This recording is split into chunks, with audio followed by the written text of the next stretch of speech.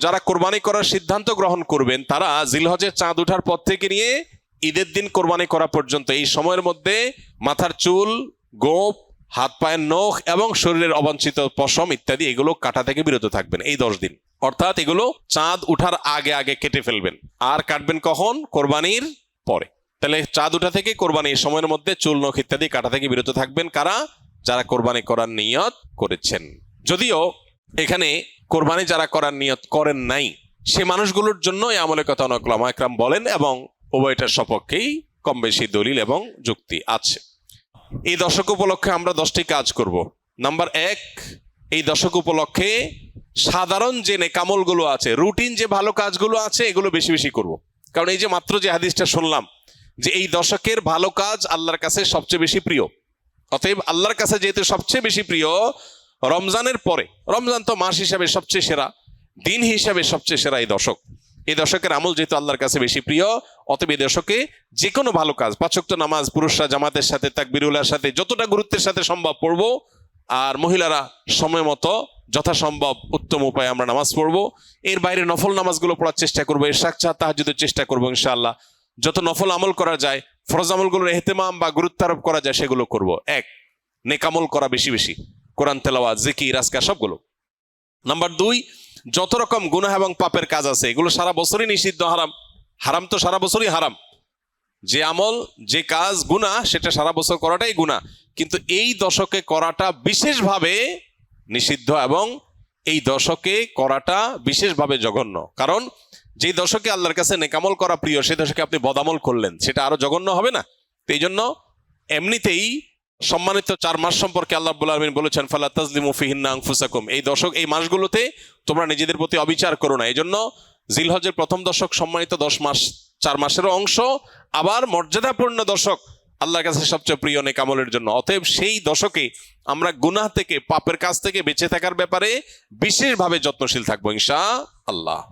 যে যে আমলে, যে যে বদামলের সাথে আমরা জড়িত, যে যে গুনাহের সাথে জড়িত, এই দশকে সেটাতে বেঁচে থাকার চেষ্টা করব। মোবাইলে, সোশ্যাল মিডিয়াতে, ফেসবুকে, হোয়াটসঅ্যাপে, ইউটিউবে কোনো হারাম জিনিস দেখবো না, শুনবো না এবং হারাম কাজ করবো না ইনশাআল্লাহ। নাম্বার 3, বেশি বেশি আল্লাহর জিকির করা।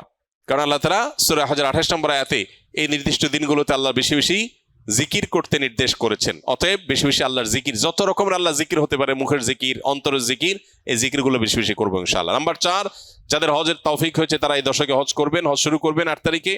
আর নাম্বার 5, যাদের কোরবানির তৌফিক আছে তারাও কোরবানি করবেন, কারণ মান ওয়াজাদা সাআতান লিআন ইউযাহি ওয়া লাম ইউযাহি ফালা ইয়াকরাবান্না মুসাল্লানা, যার কোরবানি করার সামর্থ্য আছে অথচ কোরবানি করলো না, নবী সাল্লাল্লাহু আলাইহি ওয়াসাল্লাম সতর্ক করেছেন, হাদিসে সতর্ক বানিয়ে এসেছে, সেই জন্য মুসলমানদের ঈদগাহে না আসে।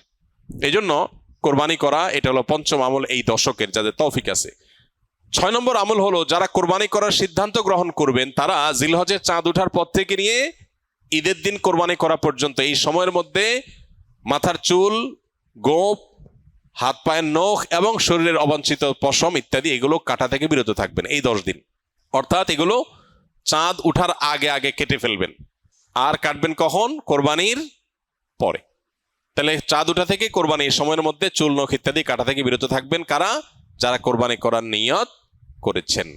যদিও এখানে কোরবানি যারা করার নিয়ত করেন নাই সে মানুষগুলোর জন্য এই আমলের কথা অনেক উলামা একরাম বলেন এবং উভয়টার সপক্ষেই কম বেশি দলিল এবং যুক্তি আছে। 7 নম্বর আমল হলো বেশি বেশি তাকবীর, তাহমিদ, তাহলিল পড়া, যেটা মাত্র বললাম। উঠতে বসতে, চলতে ফিরতে, বাজারে ঘাটে, ঘর বাড়িতে, সব জায়গাতে আল্লাহু আকবার, আল্লাহু আকবার, লা ইলাহা ইল্লাল্লাহু, আল্লাহু আকবার, আল্লাহু আকবার, ওয়ালিল্লাহিল হামদ বেশি বেশি উচ্চারণ করা। আমরা মোবাইলের ওই যে ওয়েলকাম টিউন হিসাবে তাকবীর কিভাবে সেট করা যায় সেটার জন্য আমরা প্ল্যান করতে পারি, প্রোগ্রাম করতে পারি। আর কতভাবে মানুষকে স্মরণ করানো যায় হালাল উপায়ে, বৈধ উপায়ে, সেটা আমরা চেষ্টা করতে পারি। তাহলে 7 নম্বর আমল হলো বেশি বেশি তাকবীর, তাহমিদ, তাহলিল পাঠ করা। এটা এই 10 দিন ধরে রাত দিন কোনো সংখ্যা ছাড়া যার যতটুকু তৌফিক হয়। 8 নম্বর আমল হলো এই তাকবীরটাই আইয়ামে তাশরিকে, অর্থাৎ জিলহজের 9 তারিখ বাদ ফজর থেকে নিয়ে জিলহজের 13 তারিখ আসর পর্যন্ত প্রত্যেক নামাজের পরে একবার করে পাঠ করা, নারী পুরুষ সবাই।